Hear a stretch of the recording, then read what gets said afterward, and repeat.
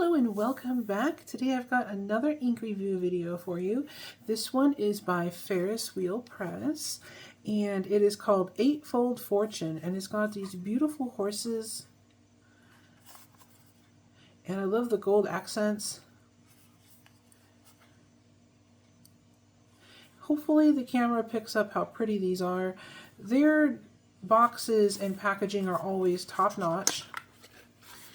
And look how, even the way you open it, like the whole presentation, you've got this red with the designs down the side, and when you open it, the design continues on the inside. And I'm going to try to get this out carefully. I haven't even opened this yet, so I'm not sure what to expect. But anyway, their packaging and bottles are always so beautiful. So here's this design on the side. And I believe this is a shimmer ink. And this is for the Lunar New Year for 2026. And if you haven't checked out their Facebook page, they do a lot of marketing on there, a lot of like behind the scenes and stuff like that. And this fits in my carousel holder here. So I'm going to put it in here just so that I don't accidentally spill it. And I wanted to say that a lot of people have complained about their packaging. They typically put the inks in a box and then just put a little tiny bit of stuffing on top, and then that's it. I've never had any issues with anything breaking because the bottles themselves are so well packed in their individual boxes, but other people have complained about their inks breaking. And when I got this order, if you didn't, I have a shorts, like a YouTube shorts that I made for this unboxing, and this time everything was bundled together tightly and very well packaged against breakage. There's a lot of packing, like very well. Anyway, it's very well packed, is what I'm trying to say. So if you have had trouble in the past with your inks breaking from them, I think that they are fixing that problem and now adding more packaging material. So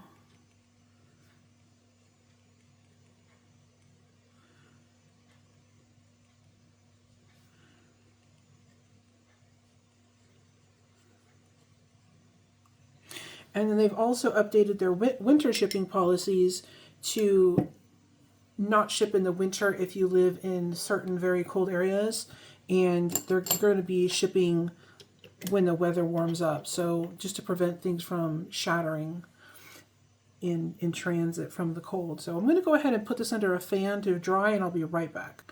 All right, I'm back. So just like always, we're going to test this out on some copy paper.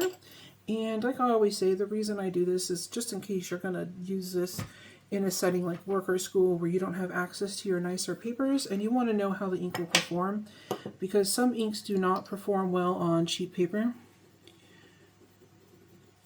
And sometimes, even if they perform fine as far as ink like this legible and everything, sometimes you don't get to see the special effects on cheaper paper. And so this will help you decide .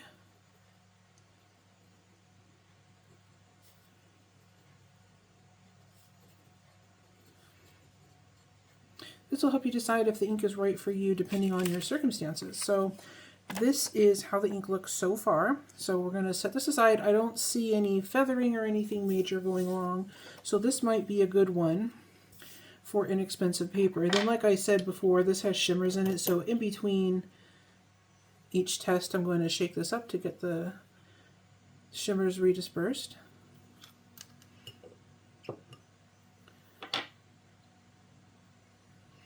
All right. And this would be a good one to throw in one of the little stir rods on a stir plate, but I'll do that later.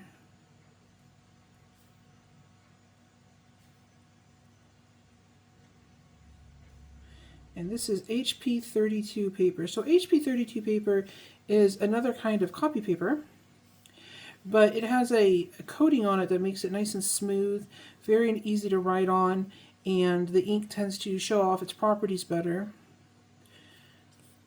So if it does have anything like shading or sheen, you might be able to see it on this paper. Just going to let this dry for a second. So far, so good. It looks great. No feathering or any problems. I'm just going to set that aside. And now we're going to test this on some Tomoe River paper. And Tomoe River paper also is very smooth, and the ink pulls on it nicely, and you get all the special effects. But it typically will give you even better results than the HP32 paper. So if you want to spend the money on the Tomoe River paper, you'll get much better results almost always, in my experience, which is very limited. I am still very new to fountain pens and fountain pen ink and everything, so my experience is not the same as somebody else who has been doing this for a while.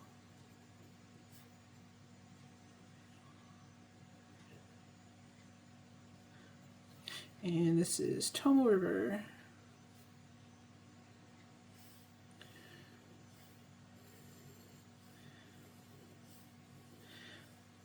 But if you are looking for a way to use Tomoe River paper, getting it in a journal is great, because then you can use your pens and use all the different inks and see all the pretty properties, and you have something with your writing, and you can go back and read it later and admire the ink. So, and it keeps everything together because it's in a little book instead of just loose leaf like this where it's loose and then I have to collect the papers.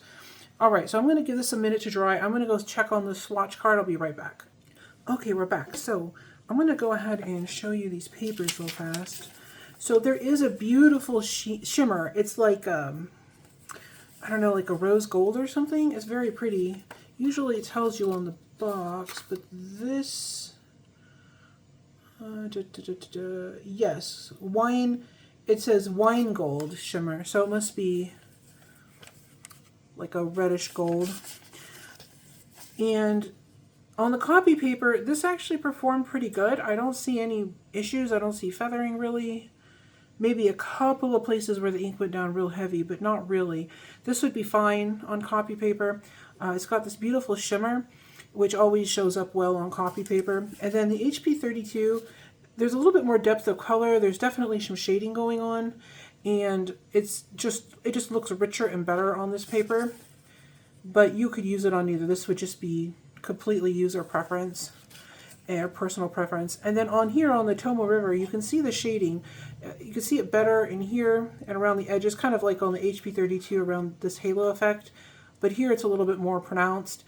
So again, you get a little bit more richness in depth of color on that, and with the beautiful shimmer. So this is a beautiful ink, really, really pretty. And I'm glad I got this one because I don't always get the like the New Year ones. I don't always get to get those, so I'm glad I was able to get it this year. And this one is, or this is how the card looks, the swatch card. And like before, you can see the shimmer, and I'm hoping that the camera is picking this up because it's really, really pretty. And then down here you've got this, you can see the shading, and down here you can see where the ink was heavier. You can see more of the shading, so you can basically just see the different properties of the ink is what I'm trying to say, I think. But anyway, in the writing down here you can see the beautiful shading, and this is really a pretty ink even without the shimmer. This is a beautiful red, and I didn't used to like red inks very much until I found a few that I liked. And Ferris Wheel Press now has two that I really, really like. This one, and then the Scarlet Metropolis, beautiful red. So these are very pretty actually, and this is a nice, rich, deep red. It's not like pale pink, almost, you know, almost red or anything, or orangey. Or not. I don't think it's too orangey. But anyway, this is a beautiful color. So if you're looking to try out this ink, or if you're looking for a nice red, this would be a great one to get. It's got a lot of depth to it, and it's very pretty. And if you'd like to see me review any other inks, just leave a comment down below. If I have the ink or if I can get it, then I'll do a review of it. And if you'd like to see more of these videos, just click like and subscribe, and you'll see more. And thank you so much for watching. Have a great day.